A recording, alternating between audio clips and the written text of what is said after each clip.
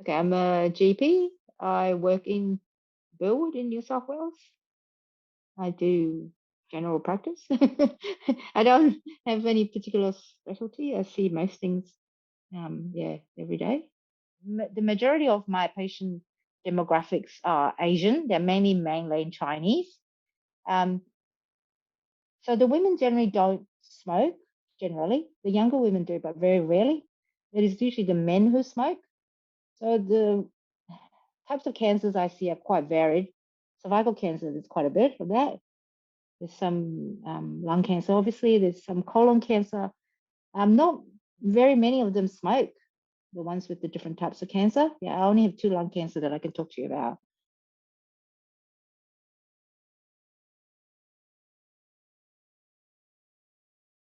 It's an interesting question that you've actually posed. I never really thought about that actually when I did, I still have patients that have lung cancer. Um, I guess I see it as not so important task in terms of where they are at or where they were at that time in their management. Maybe because I see the terminality of the disease on them, and I don't see quit smoke as much as it maybe should be encouraged, if that makes sense. On my list of priority, I should say. Yeah, Yeah. there's a 10 million other things that they worry about and 10 million other things I have to talk about. Um, yeah, quit smoking is the last thing that I actually never really crossed my mind in some ways. No, they the latest one I have is a lady. She was 72 and a bit. I haven't seen her for probably 3, 4 months now. Actually, I wrote down some notes so I don't tell you the wrong thing. I last saw her in July. I haven't seen her since then. She was smoking a lot more when she first got the diagnosis because it was really stressing her out. So that was her way of dealing with stress. She was going on like 25 a day. She would on and off in the years that I've known her cut down when she can, and then she'll smoke more again when she's stressed. But yeah, this one definitely the whole thing was stressful for her. So she was smoking more and more. I mean, I certainly didn't think that was the timing to tell her, look, maybe you need to quit. So I never brought the subject up at all. Um, she's gone to palliative care since then, and she's moved suburbs, so I haven't heard from her. Or I don't even know if she's still, um, yeah, in palliative care or not. Yeah, because they haven't sent me anything or anything follow up at all. So I have no idea whether she's still, yeah.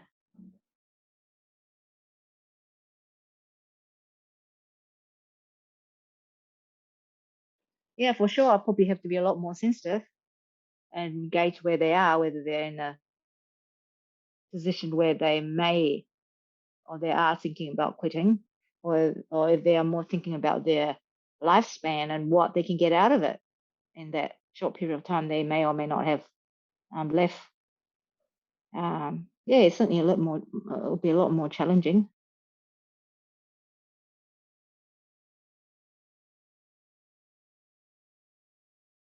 Or sensitivity is probably the one thing.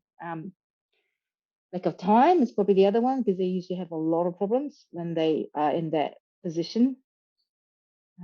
Yeah, so anything ranging from just pure physical problems, pain, breathing problems, to family dynamic issues, yeah, day-to-day activity problems and how they're coping or not coping. So there's just tons and tons of stuff. Um, yeah, what the hospital tells them and what they don't understand, and them wanting to know what their prognosis is. So it's just the questions. Yeah, it's Hmm. definitely not on my priority list of getting them to quit smoke.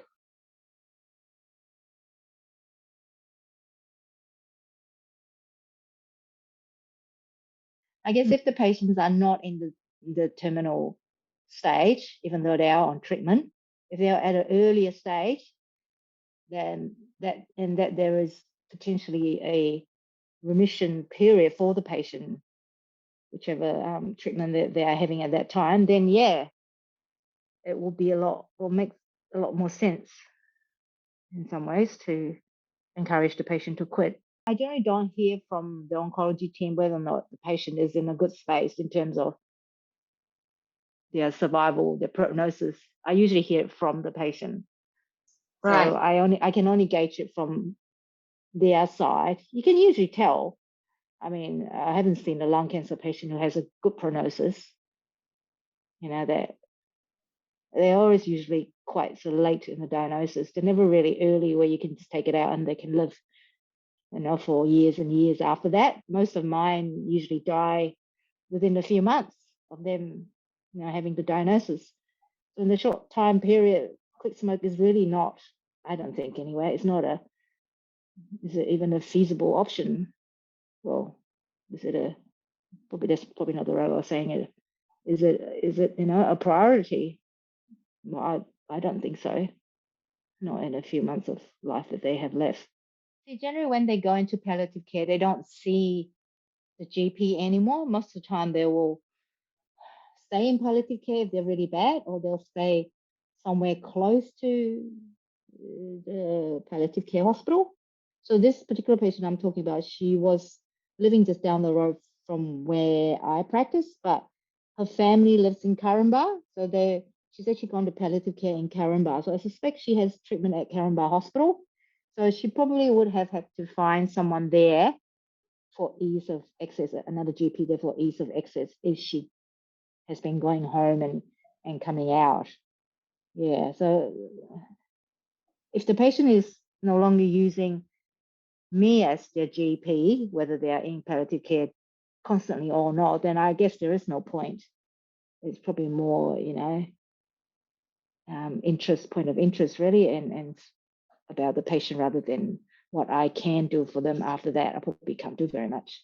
I'll have expect someone to say to the patient, "Hey, look, you should quit. You've got lung cancer or some sort of cancer that we know can be attributed to smoking. Maybe you should quit smoking." So I don't think that would be a too hard basket to talk about at that stage. Well, if they can tell me the chances of the patient's survival is X, Y, and Z, and if they put it in writing and I don't know, even tell the patient, look, if you reduce your smoking or quit smoke, your chances of survival is a lot higher by so much and so much, or your chances of the effectiveness of the treatment is more. I don't know if there are data like that.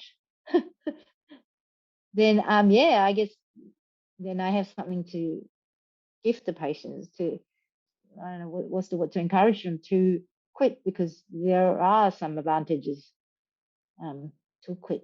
Yeah, I guess if it's not just a old generic quit smoke pamphlet that is related to cancer, then yeah, it would. Yeah, if you state all the different types of cancer on it, it probably make even more impact. Yeah, than just the usual advertisement on TV. Your lungs will rot. The pictures of your lungs rotting and the pictures of your feet going gangrene. I think that was it, wasn't it? Well, again, it depends on which area the patient has gone to, and if the patient still sees me um, in between their visits to the hospital. It all depends on how bad the patient is really and what stage they're at. Communication usually continues for a period of time.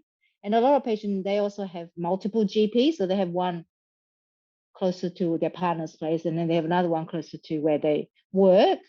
So I could be one or either of these two places. And yeah, of course, I don't always get the information. Most of the time, the information comes from the patient. Sometimes I'll get a call from the oncologist because I was the one who referred the patient there. So it all depends. If the patient is quite stable, I still probably get a letter. And if they're still alive and alive and reasonably well, then yeah, and the patient still comes and sees me, then yeah, I do get a letter. Yeah, I think it's the ones that progresses really quickly and deteriorate really quickly, and they move from one area to another. Then I guess I get a bit lost in between. Yeah.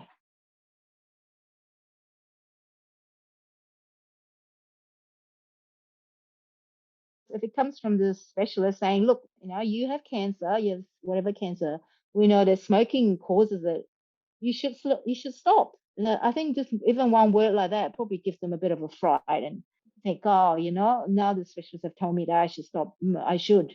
Because I think sometimes coming from me, the GP, they think, she just talks to me about quick smoke all the time. Like, I've seen her for 10 years. She tells me to quick smoke for the last 10 years. Like, I quit and I start, I quit and I start. So yeah, it probably doesn't give as much of an oomph, I guess, because yeah, because sometimes they do that. They only trust what the specialist tells them. If the specialist say they can't work, man, they can't work. You can't get them to move.